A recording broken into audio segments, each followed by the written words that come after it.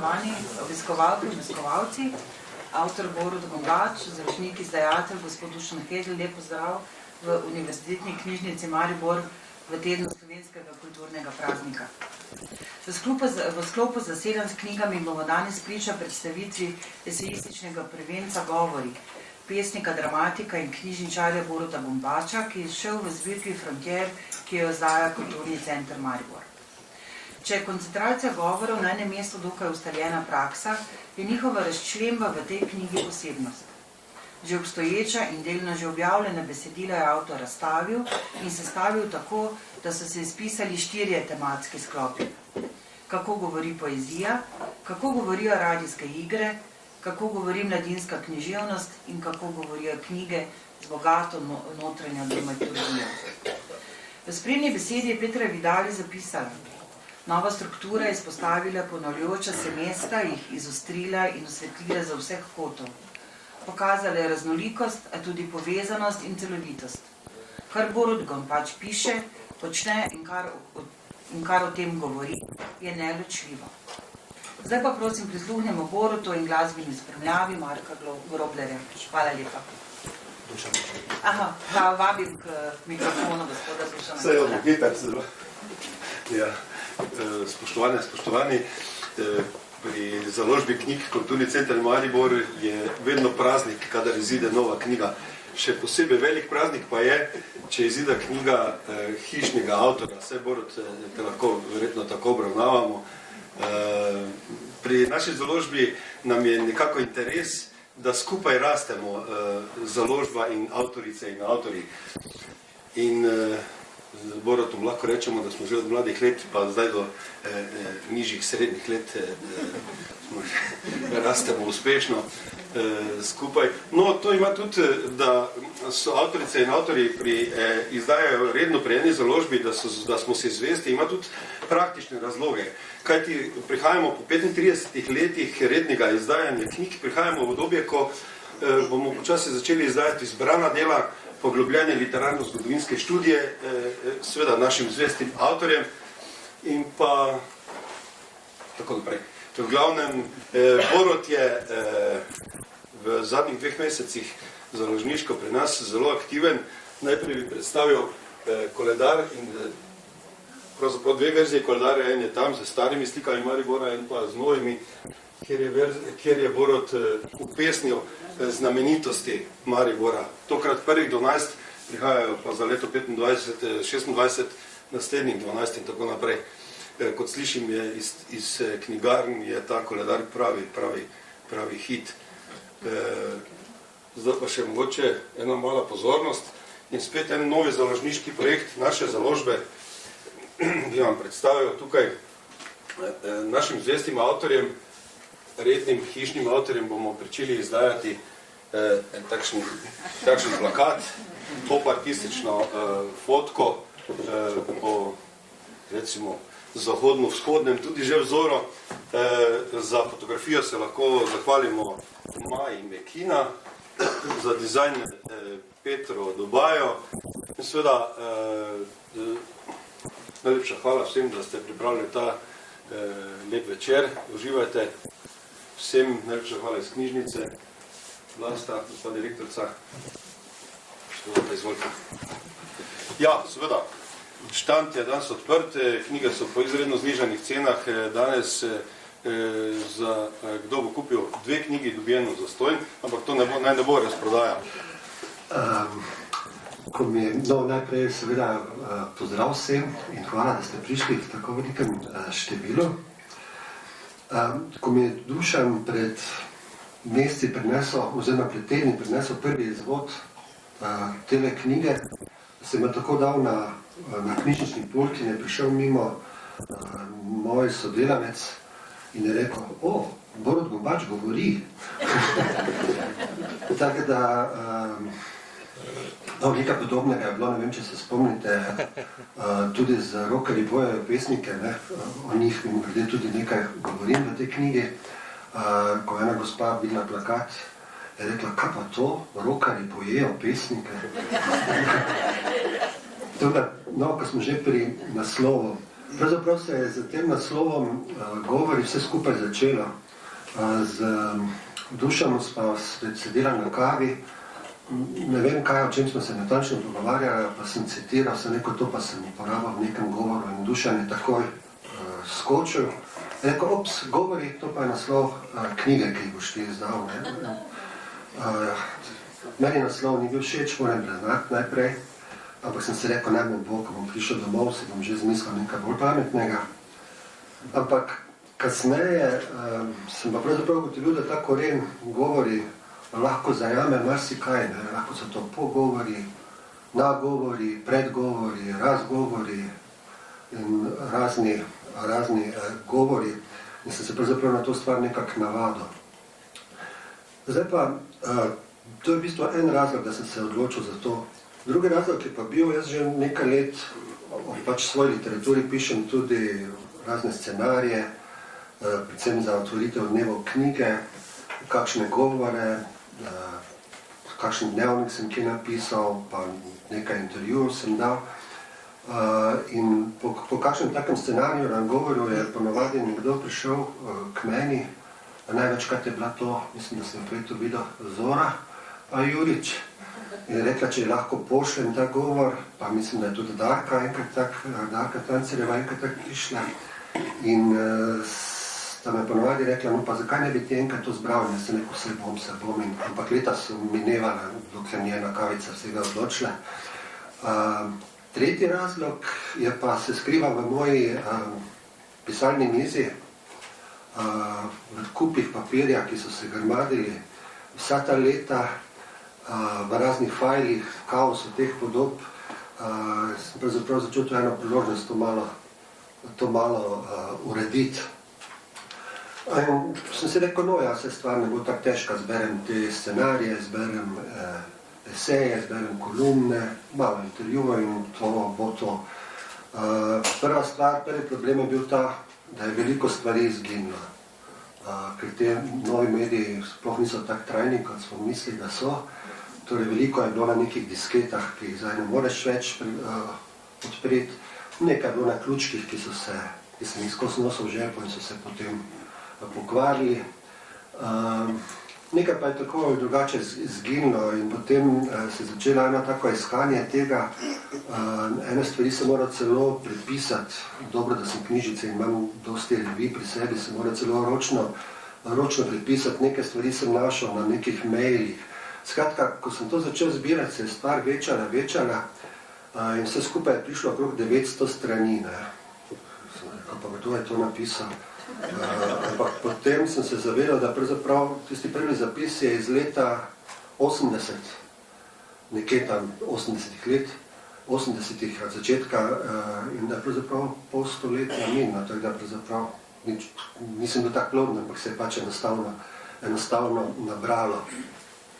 No, ampak taki špeh, 900 strani, meni ni bil všeč za knjigo, se mi zdi, da je to bi bilo stvar zelo pregosta in sem začel malo delati redukcijo. Najprej sem se odločil, da sem dal stran vse spremne besede, skoraj vse spremne besede, ene, ki so mi potem šle koncept knjige, sem spustil. Ko sem to Dušanu povedal, je skočil hitro spet v zrak. Aha, spremna beseda, že imamo naslednjo knjigo, ampak to mislim, da bo še čakalo. Potem pa sem ugotovil, kaj se človeku dela z leti, namreč stara se, spomin več ne deluje. Ugotovil sem, da sem recimo pogledal nek scenarij, ki sem napisal 10 let in so se nekatere fraze totalno ponovile. Čeprav sem mislil, tisti trenutek, ko sem napisal, da sem nekaj čisto na novega izumil. Pri poeziji se mogoče to ne bi moglo zgoditi, ampak tu se pač je in je potem sledilo eno veliko pregledovanje vsega tega gradiva. In potem se je nekako izluščilo, da pravzaprav vse, kar sem napisal, se sluča okrog enih 4 tem in to je poezija, radijska igra, s katero sem pravzaprav jaz začel kot literat, pa mladinska književnost in pa knjiga nasploh, pa tudi s knjigo povezano te festivali, recimo dnevi knjige, pa knjižničarstvo nasploh. Ampak tega je še vseeno bilo veliko. Jaz pa rad, zlasti pri poeziji, ampak tudi pri drugih stvarih, da pesem diha, da je okrog nje nekaj prostora. In sem si rekel, da bom izbral samo posamezne izseke na določeni temi in jih potem nekako povezal. Vse skupaj sem pa razdelil na 4 sklope, kako govori poezija, kako govorijo radijske igre, kako govori mladinska književnost, pa kako govorijo knjige. Te posamezne dele sem pa nekako povezal z... Hotel sem namreč narediti nek ritem, to pomeni, da nekemu malo zgoščenemu delu sledi malo bolj prosto govoreč, recimo prosto pisoč del, recimo, kjer imam neke teoretične izpade, sledi recimo opis neke razstave, fizično kako je izgledalo, neke resnobnosti, sledi anekdotičnost, tako da sem skušal ustvariti neko tako dramaturgijo, kot je zelo lepo napisala v spremni besedi Petra Vidali. Ko je bila prva ocena te knjige, ki jo je napisala Marija Švajcer, je celo napisala, da bi mogoče se lahko to bralo kot roman. Jaz seveda niti slučajno nisem mislil to napisati kot roman, ampak si reče, mogoče pa je potem tale dramaturška linija vseeno. Prej smo se pogovarjala za televizijo, smo imeli intervju za Petro Skok, pa je rekla, da je gotovila, da pravzaprav gre celo moje življenje, kar je prebirala skozi, ukvarjam z literaturo, pa do današnjega časa tega jaz pravzaprav, ko sem to delal, sploh nisem opazil, ampak gleda, da je nekaj na tem. Tako, to bi jaz tako za en odvod. Zdaj pa smo, ker je pač ta knjiga malo posebna, esejistična knjiga, če bi lahko tako rekel, sem si to današnjo predstavitev tudi predstavljal malo drugače. Namreč nekako težko se z nekom pogovarjal o tem, kako govori o tem, kako govorimo o nečem, se mi je zdelo malo ne vem, če izdaš neko pesniško zbirko, lahko o tem govoriš, ampak govoriti o tem, kako govorimo o nečem, se mi je pa zdelo malo in sem si rekel, da bi mogoče malo drugače bila ta predstavitev. In pa še nekaj.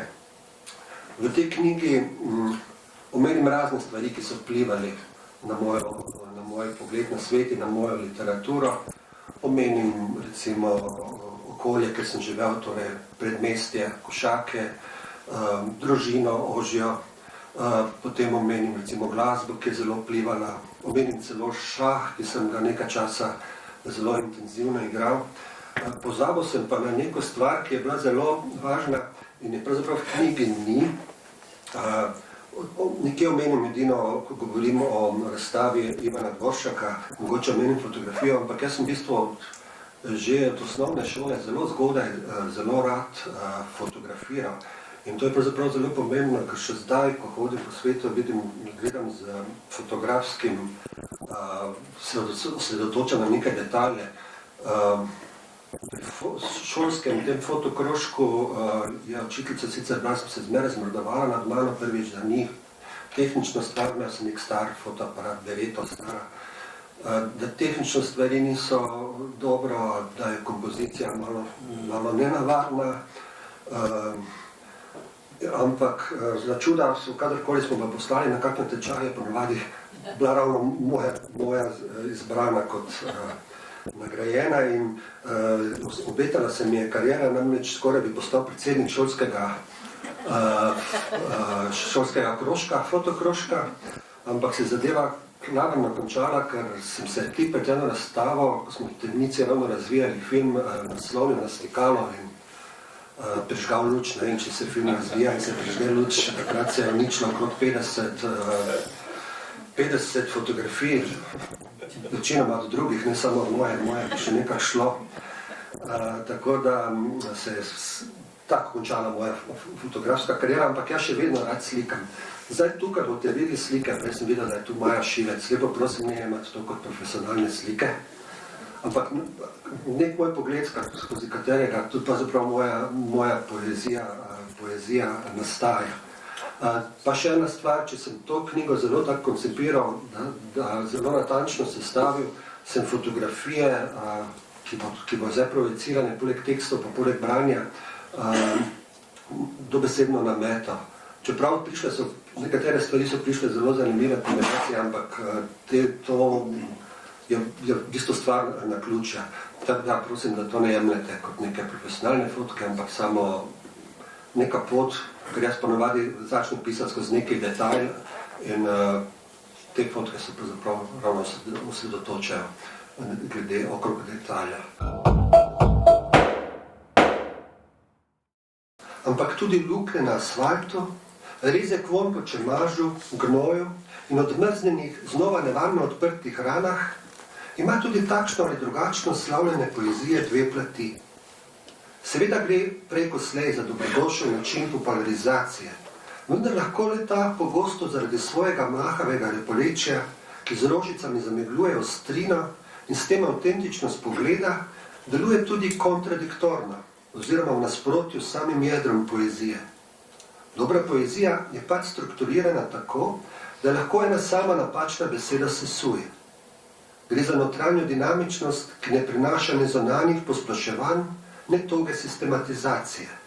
Skratka, nobene lažne božanskosti ali nabuhlega navdušenja, le prave besede na pravih mestih.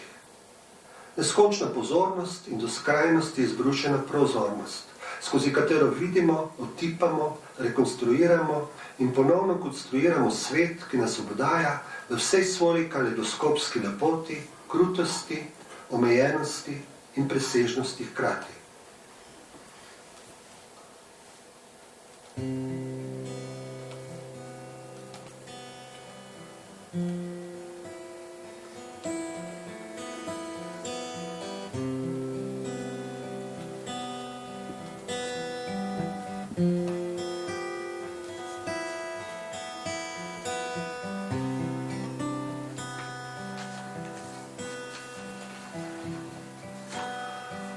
Oče je delal v zunanji trgovini, mama je bila računovodkinja. Je pa oče menda v mladih letih napisal radijsko igro in nekaj potopisov. Za razliko od mene, ki me preveč podob in dogodkov naenkrat zmede in dezorientira, je bil pustolovske narave in rad potoval po svetu, zlasti po eksotičnih deželah. Medtem ko se sam zaradi nenehnega samoizpraševanja velikokrat mučim celo slovenskim jezikom, in se skoraj vsak dan naskrivaj brez vidnega uspeha že leta učim angleščine in dobesedno vriskam od zadovoljstva, če mi uspe tujezičnega obiskovalca pravilno usmeriti k stranišču, je oče znal tekoče govoriti kar 7 jezikov. Mama pa je na kakšnih družinskih slavjih rada spesnila in odrecitirala svoje priložnostne verze. S svojimi naivnimi, a simpatičnimi pesmimi je pogosto okrasila tudi razglednice.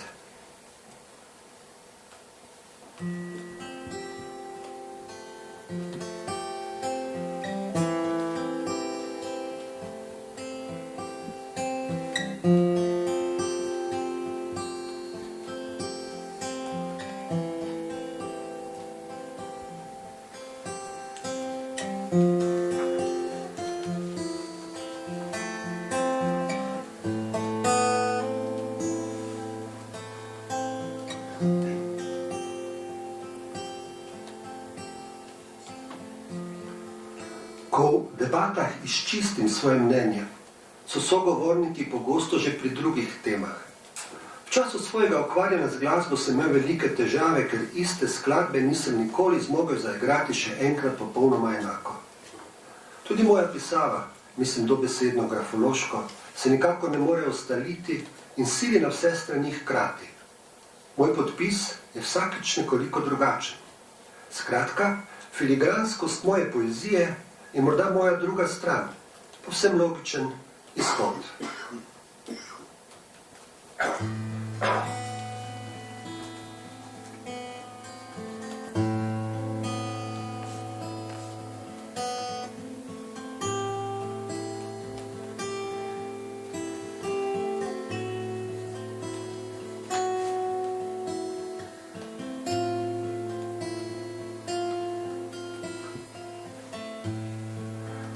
Tako kot človek seveda ne more in ne sme postati nemočen objekt kaosa, mora vsak red, ki ga ustvarita njegove moč in pripustiti tudi nekaj kaotičnosti, da je red prožen, prilagojen ljudem in naravi. In prav pri ustvarjanju reda v kaosa in kaosa v redu ima pomembno vlogo poezija.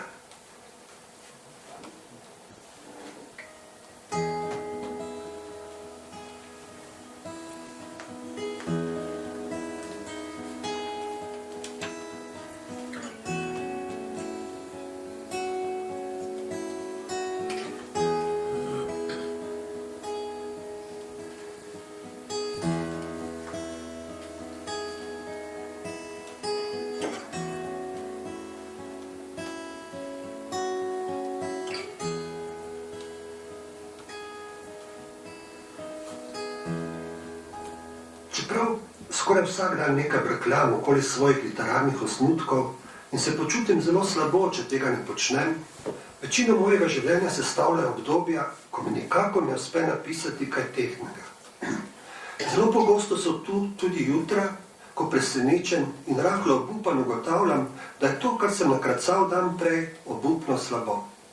Takrat zgrožen nad samim sabo pomislim, kaj za vraga se sploh grem, za koga nekaj se imam.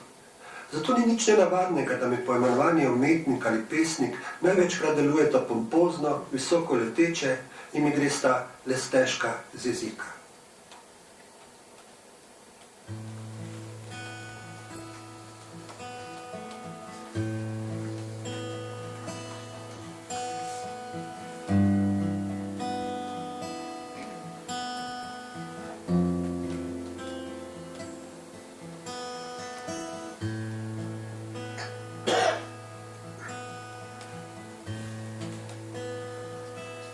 Nasprotju z večino, ki je prepričana, da se dobro prej kot slej izkaže, sem prepričan, da je na svetu iz tega ali onega razloga, včasih povsem banalnega, veliko več nerealiziranih Shakespearov, Mozartov in Einsteinov, kot tistih, ki jih je naše in včasih skoraj po naključju resničil čas. Veličina literature ni le v komponentah večnosti, ki so pač nujnost velikih literarnih umetnin, ampak tudi v obilju šibkih let, v času njenega nastajanja.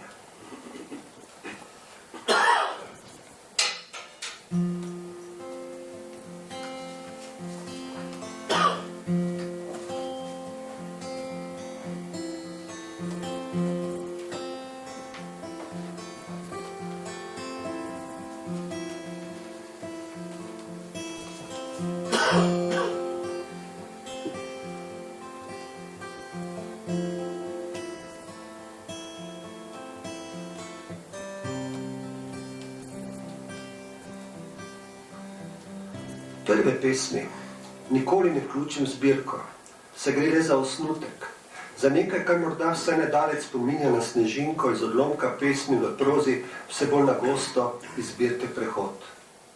Prva snežinka nikoli ne pade na tla, stopi se že v zraku. Njena sled je obleka, ki od tega topliva telesa. Prva, ki pade na asfalt, ne obstane. Njena mrzla toplota je postelja za naslednjo. V mojih knjigah tudi ni zadnje pesmi, saj z njo pridobim toliko obrtniške spretnosti, da iz pesnika postanem obrtnik.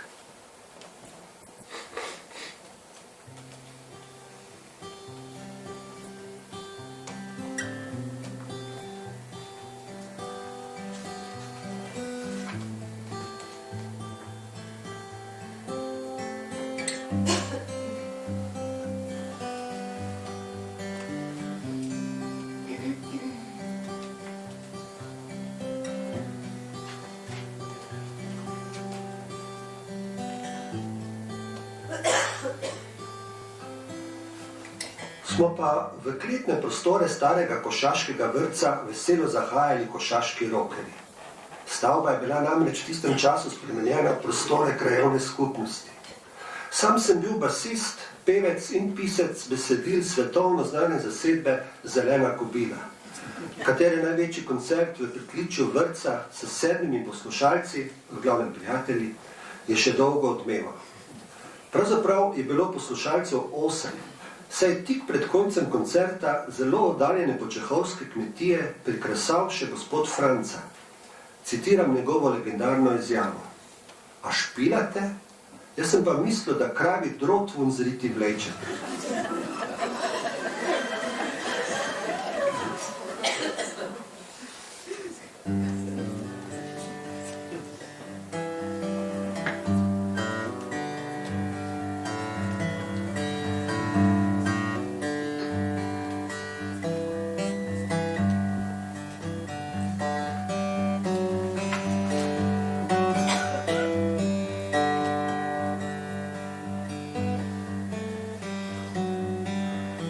Prijatelju Smiljanu Piteriču sem malo razmehčanem stanju obljubil, da basovsko himno napišem v najmanj 3 dneh.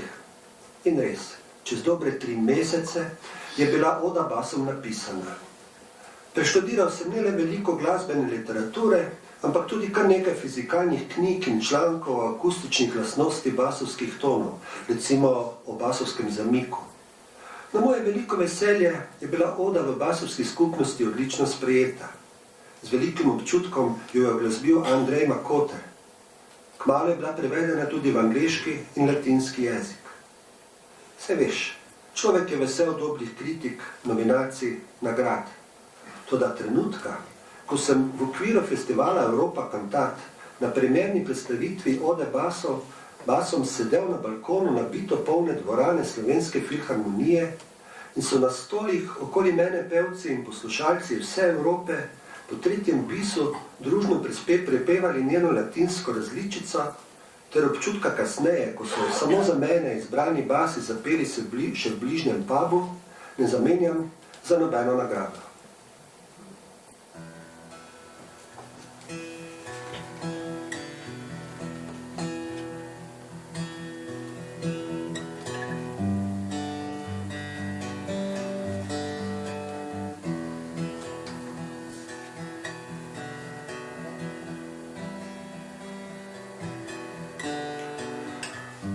Marko, hojlala, sem se danes do 4 zjutraj ukvarjal zadnjo kitico tvoje muzike. Pa mi ni šlo. Potem sem nekaj minut zadremal kar z glavo na tastaturi. In ko sem že skoraj obupal, se je zadeva naenkrat sestavila. Skratka, ob besedilu ti pošiljam še posnetek svojega fušanja na tvojo glasbeno podlago, da si boš zadevo lažje predstavljal. Zdaj pa z mehčanimi koraki odsanjam službo. Borut Prisley.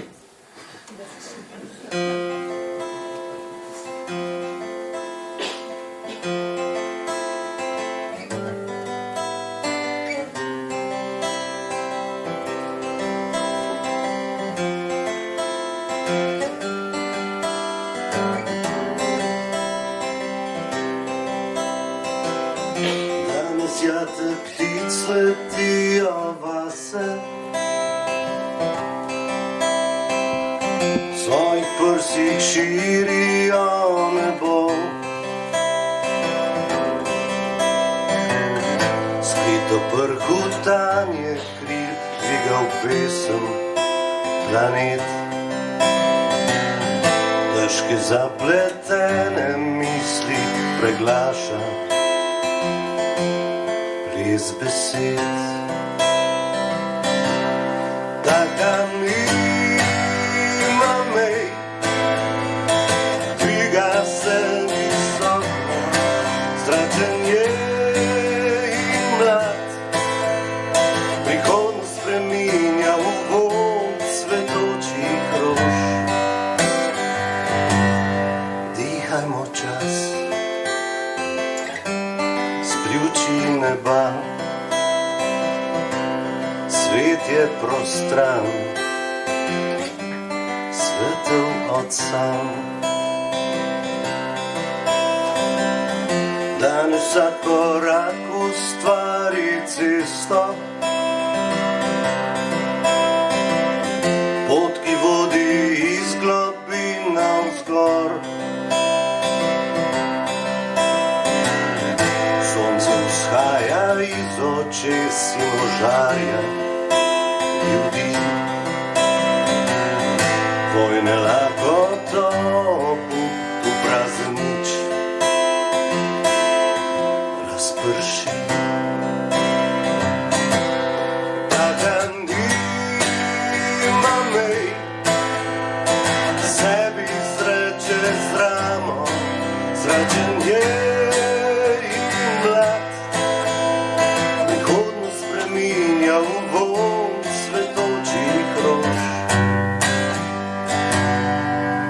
dajmo čas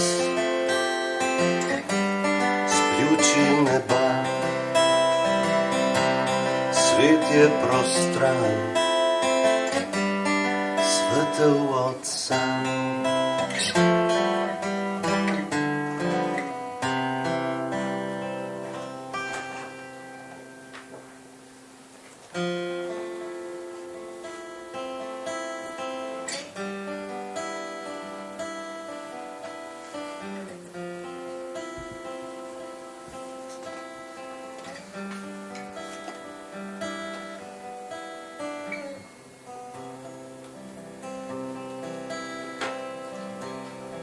Predmestje. Cesta, polna tovornjakov in druge pločevine, ki se med zelenimi griči vije in razliva v mesto. Pogled skozi brajde na visoke dimnike in orjaške silose v bližnjih in hkrati tako oddaljenih mestnih četrti. Na eni strani več družinske hiše, v kateri sem stanoval, si skozi okno lahko videl in slišal hrumečo in po izpušnih plinih smrdečo Šentilsko cesto, ki je bila nekaj časa morda celo najbolj prometna cesta v vsej bivši širši domovini. Na drugi strani pa se je ta ista hiša z drvarnicami in dedkovo kovačijo lahko dotikala hriba, polnega dišečega sadnega drevja, trte, pisanega grmičevja, pa tudi visokih podivjanih trav. Predmestje pač ni samo robnost ali obrobnost, ampak tudi prehodnost.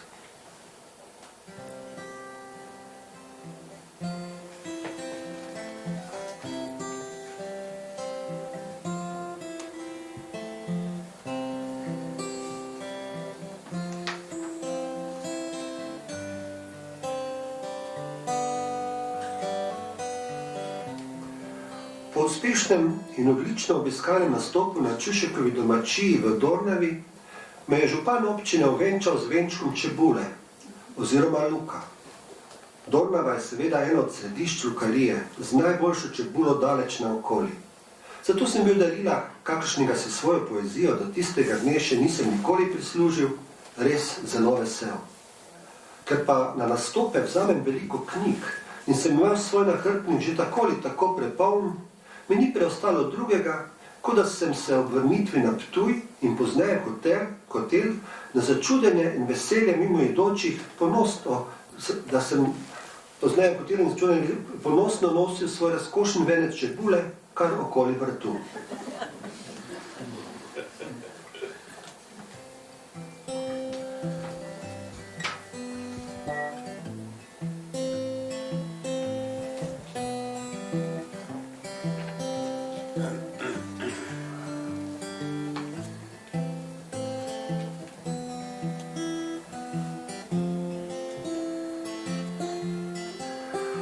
Včasih je imela založba Litera sedež v neposredni bližini naše knjižice. Velikokrat je skozi založbeno okno tik pred mano na plano pokukala roka pesnika in urednika Andreja Brvarja. Včasih je bila namenjena zgolj pozdravu, velikokrat pa mi je pod nos pomolila rokopis tega ali onega pesnika. Na ta način se v mojih rokah znašel tudi rokopis pesniške zbirke Iva Svetine, Na obali oceana, tovarna poezije. Po 2 mesecih intenzivnega raziskovanja pesnikove poezije je bila krajša spremna beseda končno gotova. Leta 2008 je potekala v knjižnici velika prostorska prenova zgradbe. Zaposleni pa smo se iz knjižničarjev spremenili v bolj ali manj spretne fizične delavce. Tistega dne, ko sem Brvarju oddal omenjeno spremno besedo, je Svetina v funkciji direktorja Slovenskega gledališkega muzeja službeno obiskal takratno ravnateljico dr. Vlasto Stavbar. In zgodilo se je, da sva se srečala v dvigalu. Jaz sem imel v glavi še vedno ocean njegovih verzov in se mi je srečanje z njim seveda zdelo neverjetno srečno naključje. Toda nazven se to niti slučajno ni videlo. Z napol razcefranimi delovnimi rokavicami sem se oklepal malega tovornega ročnega vozička, ki je bil poln zarjavelih kovinskih plošč nekdanjih knjižnih polic. Oblečen sem bil umazan in že precej raztrgan kombinezon, po obrazu pa sem bil črn od prahu in olja. O tem, kakšen vonj se je v malem dvigalu širil od mojega povsem prepotenega telesa, raje ne bi govoril. Šele, ko smo prispela do najvišjega nadstropja, sem končno zbral pogum in zmedeno izjavil. Krasna je ta vaša tovarna, sem zelo užival v njej. Mislil sem seveda na naslov njegove zbirke Na obali oceana tovarna poezije. Ivo me takrat osebno še ni poznal in je zato čudako ob sebi le prijazno prikimal, se rahlo prestrašen z nasvidenjem lep dan, mrmraje poslovil, nato pa, kolikor se je dalo hitro, pobegnil iz dvigala.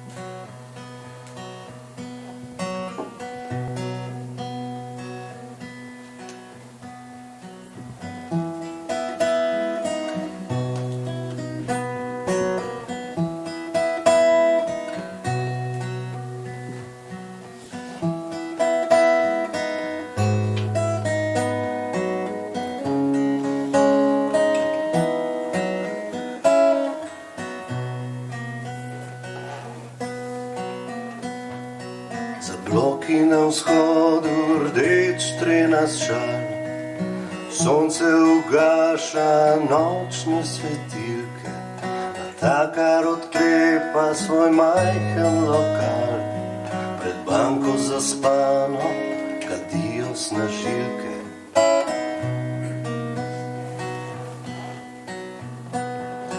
Cestarsko vozilo od ceste pometa, izpod napušča vzletavajo ptice, poštar s pretežko torbo opleta, mestni vrtnar zaliva cvetlice.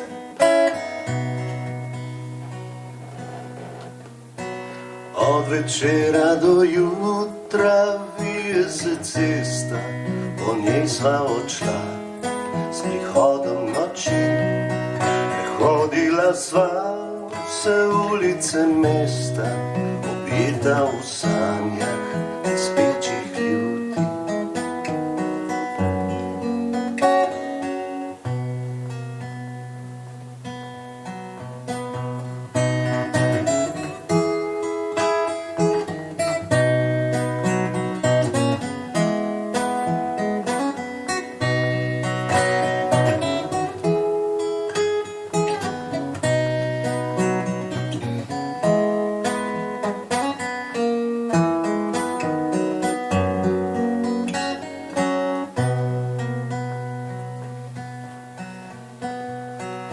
Nočna izmena na vhodu z tovarne, šofer avtobusa preboja volan, von svežih žemelj dehti iz pekarne, ikona budilke drsi čez ekran.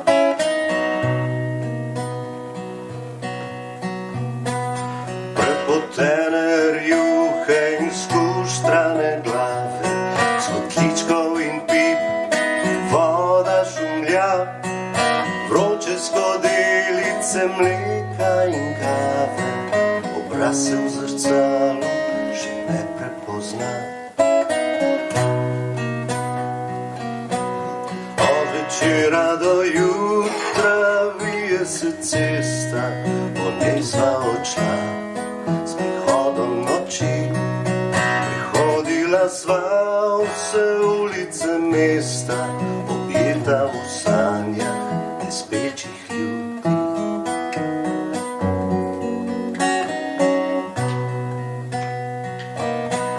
Od večera do jutra vije se cesta, po njej sva odšla s prihodom noči. Prehodila sva vse ulice mesta, objeta v sanjah nespečih ljudi.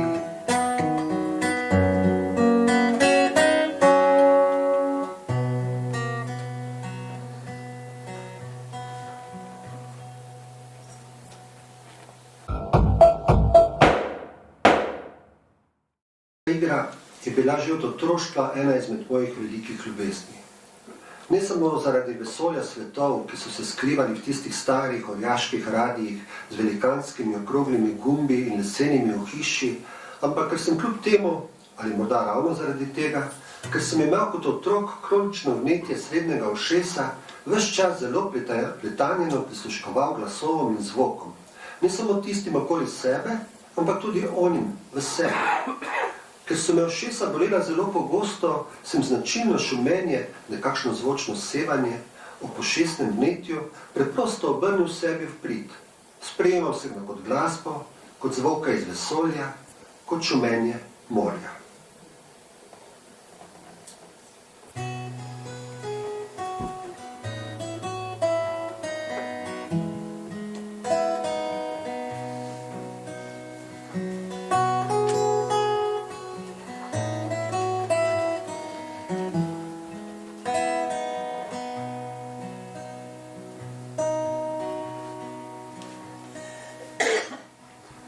Pred leti je na nekem literarnem večeru za mlajše bralce, gospa srednjih let, ki si me do takrat sicer opažal zgolj na prireditvah za odrasle, nenadoma odločno prekinila moj nastop. Ampak ljubi človek, tako velik, močan in bradat možakar srednjih let, bi vendar moral pisati za resne pesmi, ne pa teh otročarij. Kaj vam res ni niti malo nerodno?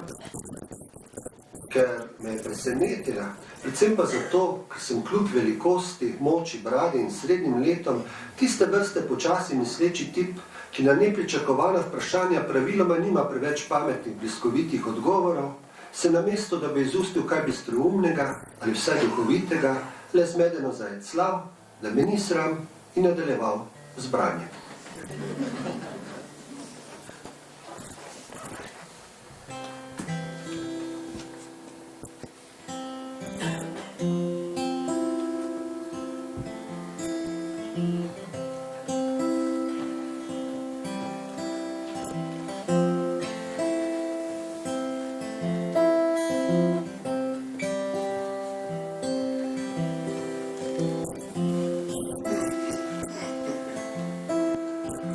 Lutkarji Lutkovnega gledališča Maribor so me povabili na eno izmed prvih bralnih vaj za moj lutkovni prvenec rojstni dan.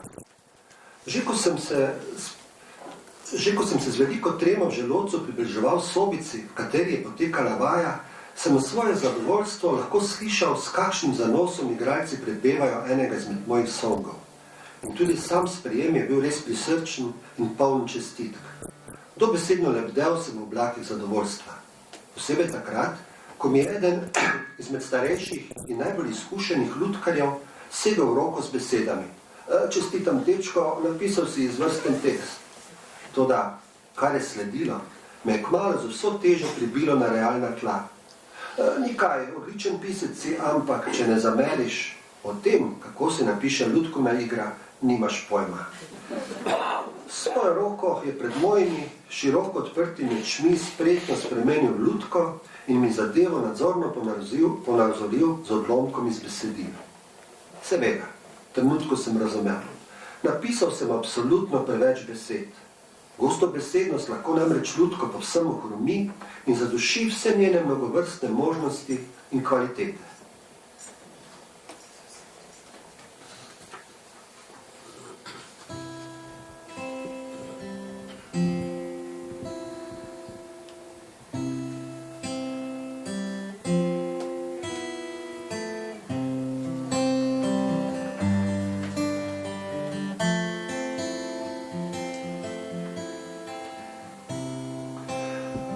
Posebej slikovito je znal pripovedovati oče, ki je po službeni dolžnosti, še bolj pa zaradi svoje apostolovske žilice pripotoval skoraj ves svet.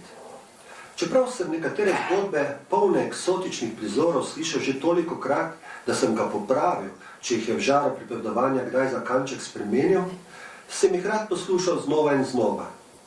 Ker so bili očetovi in mamini starši po rodu iz različnih slovenskih pokrajin, dedek po očetovi strani pa celo iz Trsta, se kar nekaj duhatih pokrajin gotovo naselilo tudi vame. Predvojne, vojne in druge zgodbe, ki so jih vsi od prvega do zadnjega pripovedovali z velikim žarom, so bile vznemirljivo strašljive in velikokrat humorno obarvane. morda kdaj tudi domišljijsko predmetene. Prve pesmi, Župančičeve mehurčke in Levstikove organke, pa mi je že zelo zgodaj prebirala moja 9 let starejša sestra. Nekoč mi je slavnostno zrecitirala pesem, za katero je trdila, da si jo izmislila sama. Žal se spomnim le še prvih 3 verzov. To je Vili, ki si spilo rit pili. Za ženo ima Esto, ki pometa cesto. Imela sta še sina, ki ni bil vreden liter vina. Se pa zelo jasno spomnim, kako sem pesem več noči za podvrstjo pred spanjem v mislih s prismukenimi rimami podaljšal vsaj še za 7 kitic. Pod posušeno roko mesta pozabljen ždi antikvarjat. S knjigami je tlakovana cesta, ulici zaprtih vrat.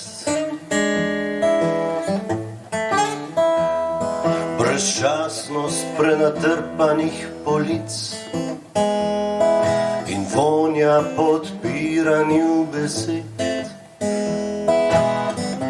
Ukvarko blaško bledih lic zagrinja v svoj nevidni pled.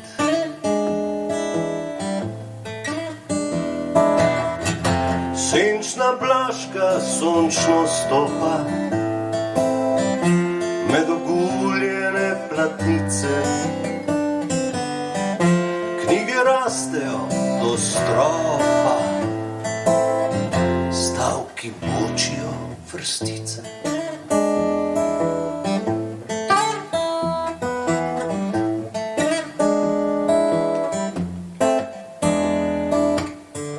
K njej zaide malo kdo, pa vendar ni nikoli sama. Papirnato nebo nad njo, pod njim prostrana panorama.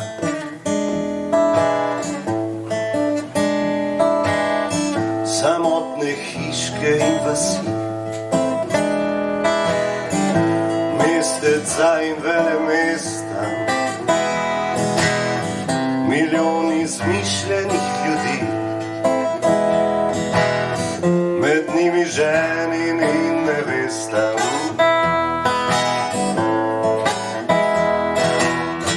Senčna blaška sončno stopa